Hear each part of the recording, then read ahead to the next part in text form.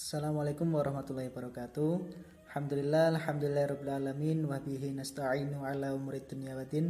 Shalatu wassalamu ala asrofil anbiya'i wal mursalin wa ala alihi washabihi ajmain amma ba'du. Yang terhormat Bapak Abdul Aziz selaku pengampu mata kuliah Ekonomi Sumber Daya Alam dan Lingkungan Islam, dan tak lupa kepada seluruh teman-teman yang saya banggakan. Nah, dalam pertemuan kali ini kami dari kelompok 3 akan membahas mengenai model ekonomi sumber daya tidak terbarukan. Nah, di sini saya Andi Saputra dan bersama kedua teman saya yaitu Rustani dan Muhammad Maskur. Nah, untuk yang pertama langsung saja pemateri pertama yaitu saya sendiri. Dalam pembahasan kita kali ini mengenai model ekonomi sumber daya tidak terbarukan, saya menggunakan PowerPoint karena agar lebih mudah dipahami, karena nanti akan ada sedikit rumus ataupun pembahasan mengenai perhitungan, jadi biar lebih gampang. Untuk selanjutnya kita membahas mengenai pengertian. Nah, untuk materi kita mengenai model ekonomi sumber daya tidak terbarukan, tentunya kita akan membahas mengenai pengertian terlebih dahulu. Apa sih sumber daya alam tidak terbarukan itu? Jadi sumber daya alam tidak terbarukan itu, atau kita sering sebut juga sumber daya terhabiskan, adalah sumber daya alam yang tidak memiliki kemampuan regenerasi secara biologis, atau sumber daya alam yang dibentuk melalui proses geologi yang memerlukan waktu yang sangat lama untuk dapat dijadikan sebagai sumber daya alam yang siap diolah atau siap dipakai. Nah, contohnya seperti tambang emas, tambang batu bara, tambang minyak, itu kan memerlukan waktu yang ribuan bahkan jutaan tahun untuk terbentuk karena ketidakmampuan sumber daya tersebut untuk melakukan regenerasi, sehingga sumber daya ini memiliki stok yang sedikit atau yang tetap. Nah, dari sifat-sifat tersebut di atas itu menyebabkan masalah eksploitasi sumber daya alam tidak terbarukan atau non-renewable akan sangat berbeda dengan ekstraksi sumber daya terbarukan atau renewable. Nah, sebagai contoh pengusaha pertambangan atau perminyakan, misalnya tidak saja harus memutuskan kombinasi yang tepat dari berbagai faktor produksi untuk menentukan produksi yang optimal. Nah, namun harus pula memikirkan beberapa cepat stok harus diekstraksi dengan kendala stok yang terbatas.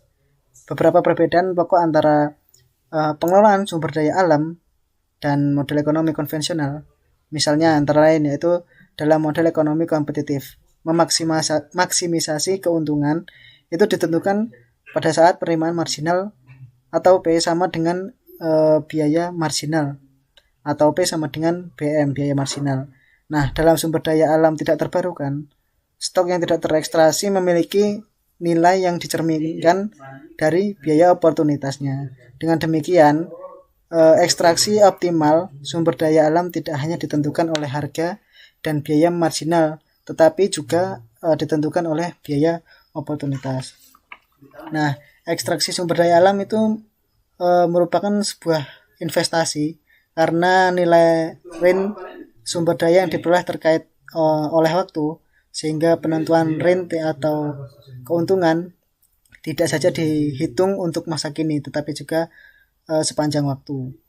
Nah, berbeda dengan ekstraksi produk lainnya atau ekstraksi sumber daya alam tidak terbarukan menghadapi kendala stok. Artinya, karena tidak adanya proses regenerasi, maka pada waktu tertentu stok tersebut akan habis. Dari beberapa ciri di atas terlihat bahwa ekstraksi sumber daya alam tidak terbarukan berkaitan erat dengan aspek intertemporal, di mana peranan waktu itu sangat krusial atau sangat menentukan sekali. Nah, sehingga kita akan membahas bagaimana ekstraksi yang optimal yang dilakukan terhadap sumber daya alam yang tidak terbarukan tersebut, termasuk di dalamnya bagaimana menentukan alur ekstraksi yang efisien dan beberapa besar output optimal lainnya. Nah, sebagai basis dari teori ekstraksi sumber daya alam tidak terbarukan secara optimal, itu ada model Hotelling yang nanti akan kita jelaskan. Nah, itu dikembangkan oleh Harold Hotelling. Nah, langsung saja kita membahas mengenai model Hotelling.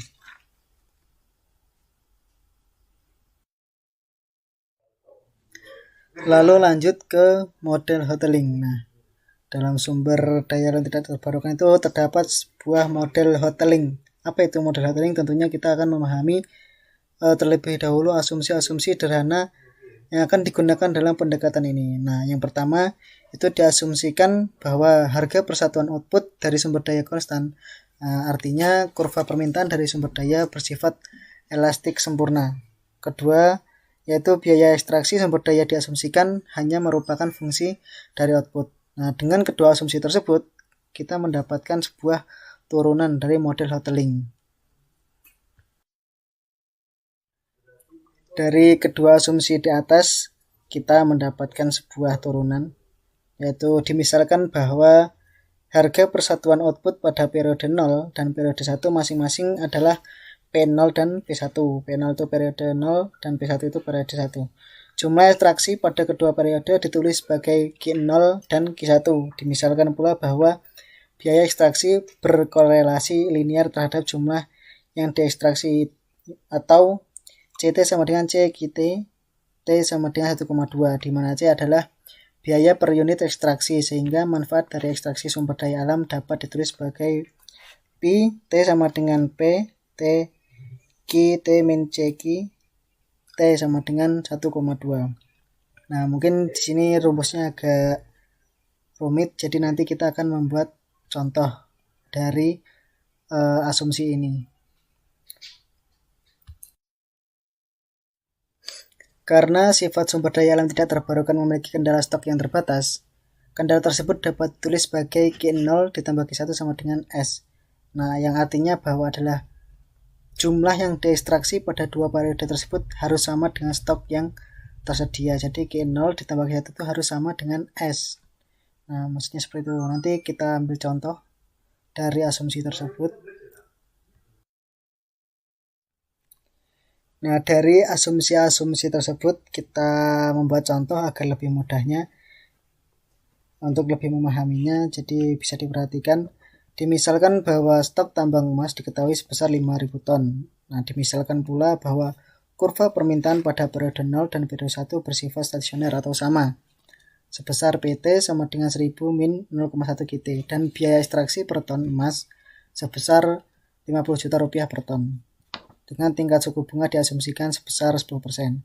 Dengan beberapa asumsi di atas, maka range marginal atau persamaan pada periode 0 P0 itu diperoleh 1000 min 0,1 G0 dikurangi 50, sehingga mendapatkan hasil 950 min 0,1 G0. Nah, sementara pada periode 1 itu sebesar 950 dikurangi 0,1 GT per 950 min 0,1 GT, sehingga menghasilkan persamaan atau hasil 863.636 min 0,091 GT.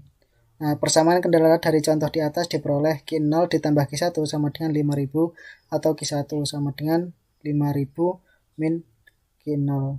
Nah, dalam persamaan kendala ini dapat disubstitusikan untuk memecahkan jumlah ekstraksi optimal pada periode 0 dan periode 1, yakni sebesar 950 min 0,1 Q0 sama dengan 863,636 min 0,0909 atau 500 min Q0, atau Q0 sama dengan 2833,33 dan Q1 itu 2.166.667. Nah, artinya dari hasil perhitungan di atas dapat dilihat bahwa dalam model dasar Hotelling output pada periode kedua itu lebih kecil daripada output periode pertama. Nah, di lain pihak, harga nominal output pada periode kedua lebih tinggi daripada harga output pada periode pertama, sehingga dapat disimpulkan bahwa pada model dasar hoteling output menurun sepanjang waktu, sementara harga nominal meningkat sepanjang waktu. Nah, itu sesuai dengan apa yang terjadi sekarang ini, di mana sumber daya alam tidak terbarukan semakin menipis, tetapi harganya semakin meningkat. Nah, seperti itu mengenai model hoteling. Untuk selanjutnya akan diteruskan oleh saudara Rustani. Oke, selanjutnya ada ekstraksi multiperiode. Prinsip-prinsip model dasar hoteling untuk dua periode di atas pada dasarnya dapat dikembangkan lebih jauh untuk ekstraksi multiperiode.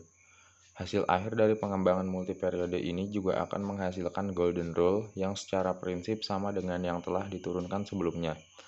Untuk menurunkan model multiperiode ini, beberapa notasi sebelumnya disederhanakan untuk memudahkan penurunan matematis. Rantai ekonomi pada periode persamaan 4.2 disederhanakan menjadi P_1 buka kurung Q_T atau diartikan sebagai rantai ekonomi pada periode T merupakan fungsi ekstraksi pada periode T. Selain itu, diskon faktor juga disederhanakan menjadi 1 per buka kurung 1A tutup kurung aksen T sama dengan P aksen T. Dengan notasi di atas, nilai present value dari rantai ekonomi sepanjang waktu dapat ditulis sebagai berikut. Ada di makalah pada bagian ekstraksi multiperiode. Oke, selanjutnya. Persamaan 4.25 menyatakan bahwa present value dari rantai ekonomi sumber daya tidak terbarukan akan menjadi maksimum jika ekstraksi diatur sedemikian rupa sehingga rantai marginal yang didiskon atau discounted marginal rent sama untuk setiap periode. Secara intuisi, hal ini mudah dipahami sebab jika discounted marginal rent tidak sama untuk satu periode, maka manfaat ekonomi total bisa ditingkatkan dengan menggeser ekstraksi dari periode dengan discounted marginal rent yang rendah ke discounted marginal rent yang tinggi. Akibat pergeseran ekstraksi ini, rantai ekonomi yang diperoleh tidak optimal. Oke, selanjutnya ada alur ekstraksi. Hukum hoteling yang telah kita lihat sebelumnya hanyalah menjawab satu pertanyaan mendasar dalam pengelolaan sumber daya alam tidak terbarukan, yakni seberapa besar tingkat ekstraksi yang menghasilkan manfaat bersih yang optimal. Pertanyaan lain muncul dalam pengelolaan sumber daya ini adalah seberapa cepat stok harus diekstraksi dengan kendala stok yang tetap dan terbatas.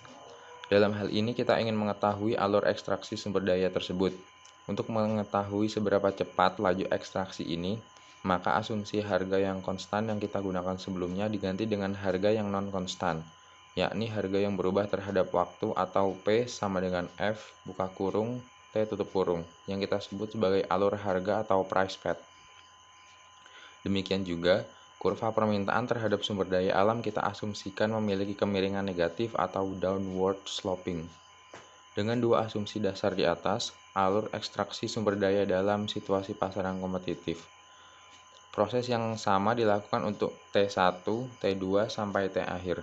Kombinasi titik-titik perpotongan antara waktu ekstraksi dan jumlah yang diekstraksi ini kemudian melahirkan alur ekstraksi yang optimal. Baik, saya Muhammad Maskur akan melanjutkan presentasi, yaitu ekstraksi sumber daya pada struktur pasar monopoli. Ekstraksi sumber daya alam tidak terbarukan atau non-renewable sering juga dijadikan oleh struktur pasar yang bersifat monopoli. Hal ini terjadi karena kelebihan teknologi suatu industri dibandingkan dengan industri lain. Oleh karena menyangkut industri strategis yang harus dikuasai oleh negara, industri minyak di Indonesia misalnya masih monopoli. Negara melalui badan usaha milik negara berbeda dengan struktur pasar yang kompetitif. Pada struktur pasar yang monopolistik, harga pasar marketplace bersifat endogen atau ditentukan dari maksimisasi keuntungan, sehingga hukum hoteling dan laju ekstraksi sedikit berbeda dengan industri yang bersifat kompetitif. Kemudian kebijakan ekonomi terhadap sumber daya tidak terbarukan. Ekstraksi sumber daya terbarukan memberikan manfaat ekonomi yang sangat signifikan bagi pelaku ekstraksi. Keuntungan yang diperoleh dari usaha minyak, gas bumi, pertambangan, dan sejenisnya bisa menghasilkan jutaan dolar bagi pelaku usaha tersebut, sehingga sering terjadi apa yang disebut gold rush. Manakala deposit sumber daya ditemukan, orang datang berduyun-duyun untuk mengadu keuntungan, sehingga sering kota-kota besar seperti California, Amerika Serikat, misalnya tumbuh karena gold rush pada awal tahun 1900-an. Bagaimana kemudian pemerintah memperoleh manfaat dari ekstraksi sumber daya alam ini? Salah satu mekanisme yang bisa digunakan adalah melalui mekanisme rent transfer atau transfer rate dengan memberlakukan pajak pada usaha pertambangan. Misalnya pajak tersebut dapat berbentuk royalti maupun pajak per unit output. Pada bagian ini, kita akan mengulas dampak dari kedua instrumen ekonomi tersebut terhadap ekstraksi sumber daya alam tidak terbarukan. Untuk menganalisis dampak dari kedua instrumen tersebut, kita akan menggunakan kembali kerangka sederhana dari model Hotelling seperti telah diuraikan sebelumnya. Secara sederhana, dapat dikatakan bahwa jika pemerintah melakukan royalti terhadap ekstraksi sumber daya, royalti tersebut tidak akan memengaruhi pengambilan keputusan dari pelaku ekstraksi. Royalti akan memengaruhi present value dari sumber daya yang sedang diekstraksi, namun tidak akan memengaruhi laju ekstraksi.